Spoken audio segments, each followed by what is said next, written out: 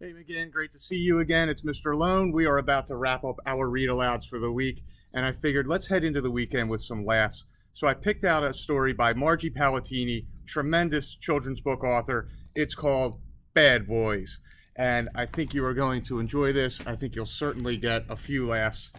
Let's jump into it. Here we go. Those bad boys, Willie and Wally Wolf, were in trouble. Again. And now they were on the run, with everyone hot on their tails. Willie stepped out of his granny skirt and chuckled. Wally, old chum, I do believe we have given them the slip.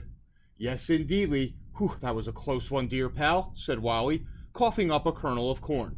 As close as a hair on my chinny chin chin. The two looked at each other and giggled.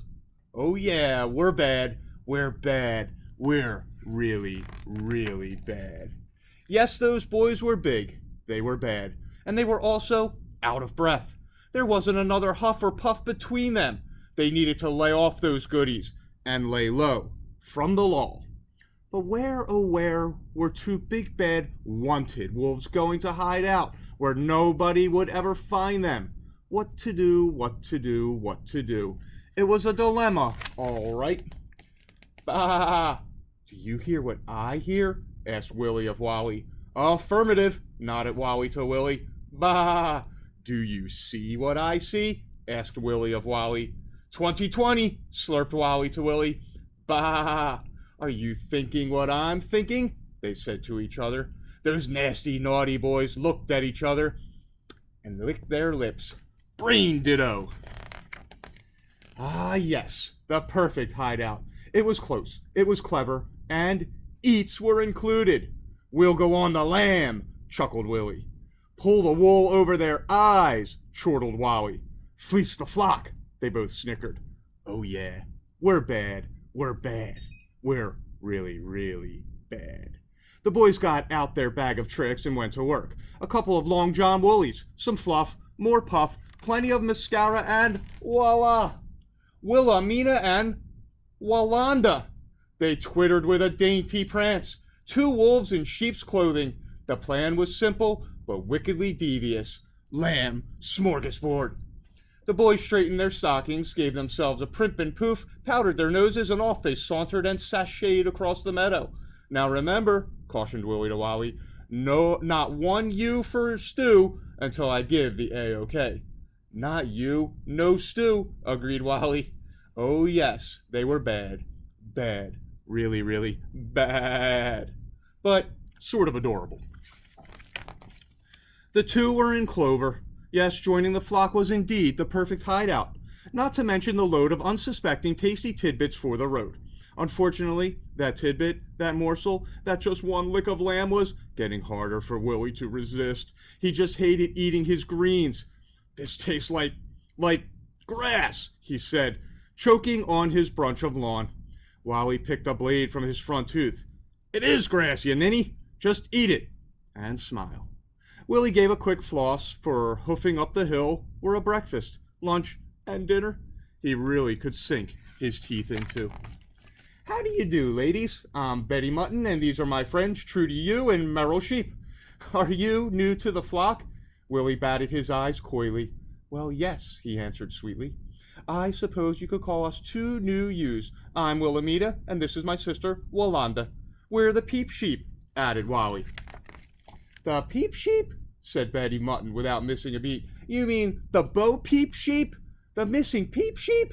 Willie looked to Wally and gave a wink. But of course. I'm sure you all heard the story. We were lost, so lost, and nobody could find us. Absolutely, my dears, continued Wally. Tsk, tsk. It was a terrible thing, don't you know? They left us alone. But looky here, now we've come home. Wagging our tails behind us, finished Willie with a wiggle and a grin. Merrill Sheep sighed with relief. Thank goodness you two are safe with us.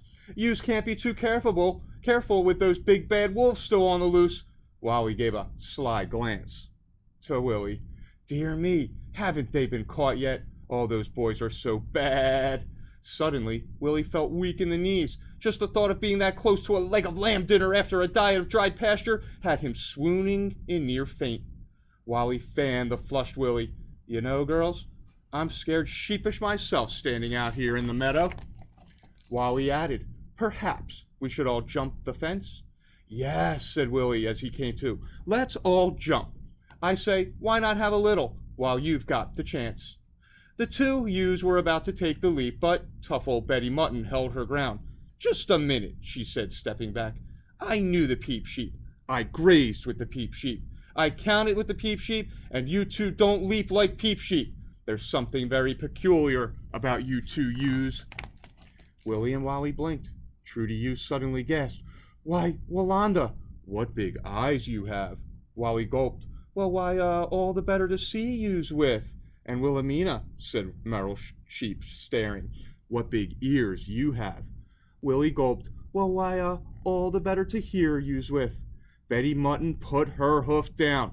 And what's your excuse for those lousy-looking coats? If you ask me, your wool looks too cheap for peep sheep. There isn't 3 bags full from either one of you. What's with you two ewes? Willie shrugged. It's, the humidity. You know how wool gets in this damp weather. We can't do a thing with it. Betty Mutton slowly grinned. Humidity, Well, this is your lucky day, girls. I can help you with that. Follow me. Down the hill went Willie and Wally. With Betty's prodding, they queued up next to each other in back of 2 long lines of sheep. Wally drooled with delight as he eyeballed the new buffet. We sure pulled the wool over their eyes, snickered Wally. Indeed we did, said Willie, stifling a chuckle. The line grew shorter, and dinner time got closer when... Bzzz. Excuse me, dear pal, but do you hear what I hear? Willie whispered to Wally as the line inched forward. I do. I do, whispered Wally to Willie. Bees, pray tell. Willie, listen. Zzz. No, not bees, said Willie. Zzz. Mowers, perhaps, whispered Wally to Willie. Zzz. No, not mowers, said Willie. Confound it, cried Wally. What is that annoying buzz? Zzz. Next. Zzz, zzz, zzz, zzz. Merrill Sheep giggled. Why, aren't you Wilhelmina? Trudy Ewe chuckled. And aren't you Walanda? Of course they're not, butted in Betty with a hearty snort. They're those 2 nasty, naughty, naked, big, bad wolves. Willie shivered. Wally, old chum, I do believe we have been exposed. Wally blushed. Totally, dear pal. Oh me, oh my, totally. And the big bad wolves thought they had trouble with pigs. So they headed for the hills. Of course, there was only one thing those bad boys could do after such a close shave. Wait for their hair to grow back, which took a very long time. Those were 2 very bad haircuts. Oh yeah, they were bad. Bad. Really, really bad. So again, I hope you enjoyed that little twist of some fairy tales from the past that you're probably familiar with. Hope you enjoy your weekends. We'll be back with new read-alouds next week. Have an awesome weekend again, and I'll see you soon.